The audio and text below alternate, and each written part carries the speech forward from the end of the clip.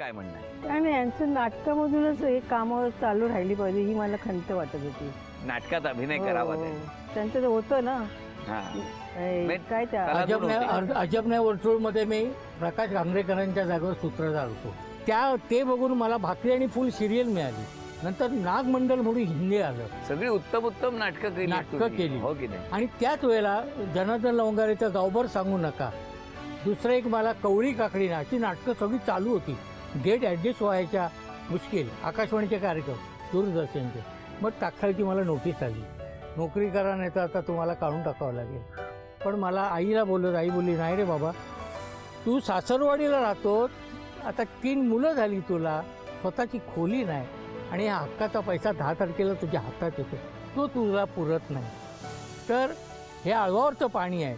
तू आतापर्यंत करत आलास ना, नोकरी करून खाडे कर, काय कर, 24 तास त्याच्यातच असतो. रजा असो काय असो, मी आपलं संगीत कार्यक्रम हे तर नोकरी सोडायची नाही. मग मला हा त्याग करावा लागला.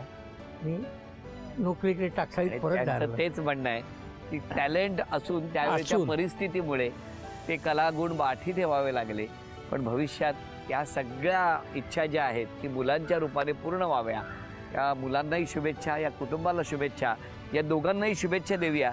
आणि या आजच्या आनंदाच्या क्षणी एक आठवण, या सगळ्या आठवणीपैकी ही आजची एक आठवण सुद्धा लगेच जतन करण्यासाठी हा क्षण आपण टिपूया.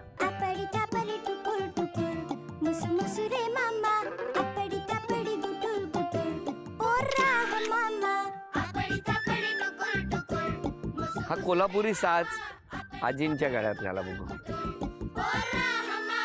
चुट्टू चुट्टू राजा, साधी भोळी राणी, लुट्टू पुट्टू संसाराची गोडुली कहाणी. दोघांनी एकमेकांचा सन्मान करायचा आणि या क्षणाचे आपण सगळे साक्षीदार होऊया. पण त्याआधी आजीने उखाणा घ्यायचा. तबला वाजे वाजे बाजा, शांताराम मामांचं नाव घेते त्यांची अनुराधा. अरे वा वा वा वा. आजी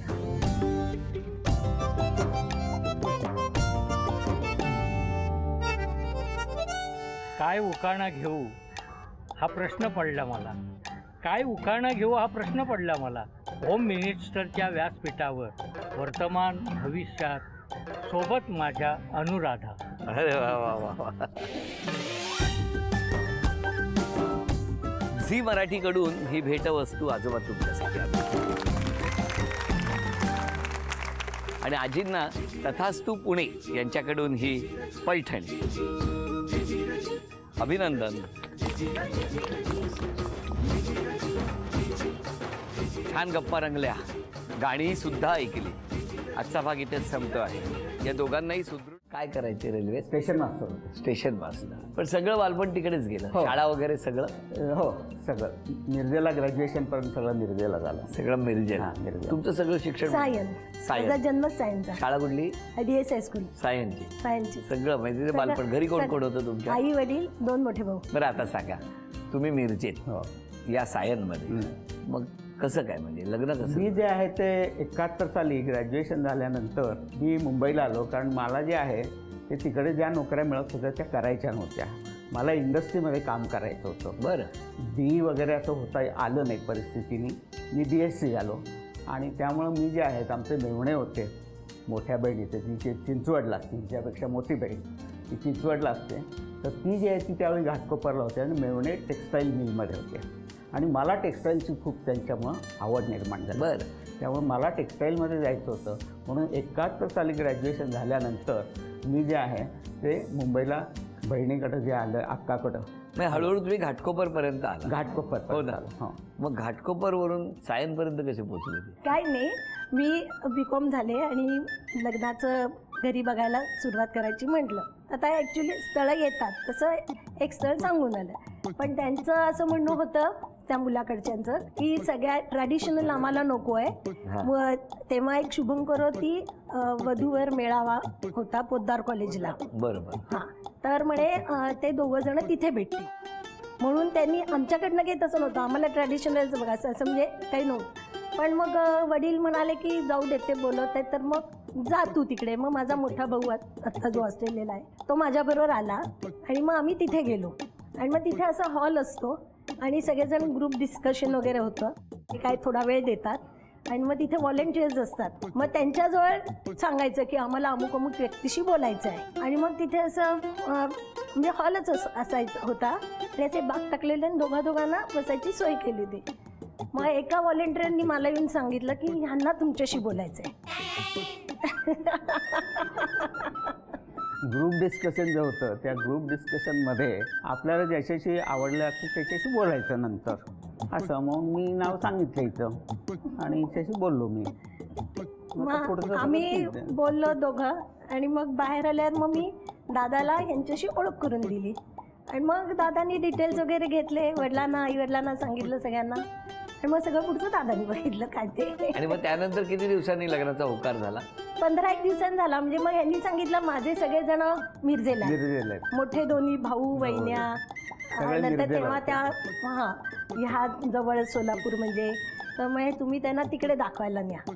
मग मी तो भाऊ बहिणी कारण आम्ही तिघही सर्व्हिस करत होतो तेव्हा. मग आम्ही शनिवार पण तेव्हा रविवारचे- मिरज हे स्टेशन पहिल्यांदा बघितलं की नाही पूर्वी काय जाणं झालंय होतं? तिथे म्हणजे दुसरी एक ओळख म्हणजे ह्यांचा जो मित्र तो माझा माझा एक आत्ते मित्र भाऊ होता निघाला. मिरजे माझ्याबरोबर आठवले म्हणून तो माझा आत्ते तो भाऊ. आत्ते भाऊ निघाला. मग त्यामुळे मग त्याच्याकडनं वडील मला वगैरे माहिती मला म्हणजे आमची उतरायची पण सोय होती. तो आत्ते भाऊच निघाला म्हणजे मग जास्त माहिती पण काढायचा प्रश्न येत नाही. कधीच सांगताय 1976? 76. मग लगेच होकार झाला. हा काय 8-1 दिवसांनी बहुतांची कळवलं यांनी. त्यानंतर तुमचं लग्न होईपर्यंत भेट नाही, बोलणं नाही? नाही म्हणजे मध्ये 2 महिने होते भेटायचो आम्ही. कुठे हो? कुठे हो? कुठे कधी 5 गार्डनला, कधी शिवाजी पार्कला. कारण हे हिंदू कॉलनीत राहायचे आणि मी सायनला. अरे जवळच होतो मग. सुवर्ण मध्य काढला होता. त्या सायनच्या डोंगरावर गेलात की नाही? तिकडे बाग आहे ती कुठली? फोर्ट आहे ना. हा? चाई फोर्टवर फोर्ट. गेले होते दोघे? 76 नंतर फोर्टवर किती वेळा गेला? नाही नाही संपला फोर्ट? फाई गार्डन बंद? फाई गार्डन मध्ये नाही. मग जे आहे ते आम्ही दादरलाच जायचो. मग जास्तीत. कुठे? Shivaji park. Shivaji very good. मला सांगा लग्नानंतर कुठे राहायला लागले? डोंबिवली. डोंबिवली. सोसायटीच्या गार्डन मध्ये तरी एकत्र गेलात का? नाही यांच्या शिफ्ट ड्युटीज असायच्या अरे वा. त्यामुळे जरा आणि कठीण होतं. रविवार पण नव्हता सुट्टीचा. शुक्रवार माझा होता. शुक्रवार होता, तिचा रविवार असायचा. पण मग लग्नानंतर तुम्ही डोंबिवलीला शिफ्ट झाले? हा म्हणजे हिने आधीच ब्लॉक घेतला होता रूम. घेतलेला? आधीच घेतला होता. सगळी फक्त तयारी लग्न होसर हिंदू कॉलनीत राहिले राहत होते. होते. नंतर तिकडे गेले. नंतर तिकडे पण मला सांगा या 40 वर्षामध्ये जेव्हा तुम्ही डोंबिवलीत संसार सुरू केला तेव्हा तुम्ही दोघेच होता? हो. तुमच्यासाठी तर नाही, डोंबिवली नवीन. सुरुवातीला सासू सासरे आले होते माझ्या मदतीला. सासूबाई राहिल्या होत्या पहिले. सगळं घर लावून द्यायला सासूबाई आल्या होत्या माझ्या अच्छा. बरोबर. मग ते घर लावून त्या कधी गेल्या? म्हणजे घरी? 2-1 महिन्यांनी गेल्या त्या अच्छा. कुठे? मिरजला? मिरजेला. मग 2 महिन्यानंतर राजा आणि राणी हा. हा ना डोंबिवलीत? हो. Very good. छान. पण मग मला सांगा जेव्हा संसार सुरू झाला दोघांचा त्यानंतर सगळंच नवीन होतं. तुम्ही तर डोंबिवलीत पहिल्यांदाच गेला हो होता. हो अगदी. तुम्हाला थोडीशी माहिती होती यापूर्वी जाणं येणं. कसा होता हो तो सगळा कालखंड? म्हणजे त्या 2 महिन्यानंतर सासूबाई असेपर्यंत ठीक आहे हो सोबत हो की बाबा कोणीतरी आधाराला हो, आहे. हो. पण ते गेल्यानंतरचं गेल्यानंतर म्हणजे कसं यांच्या शिफ्ट ड्युटीजमुळे खूपदा मी नाईट शिफ्ट असली की मी एकटीच असायचे. सेकंड शिफ्ट असली तरी हे रात्री यायचे. मग सायनहून अर्ध्या तासात मी ऑफिसला जायचे. डोंबिवली म्हणजे मला 1-1.25 तास लागायचा.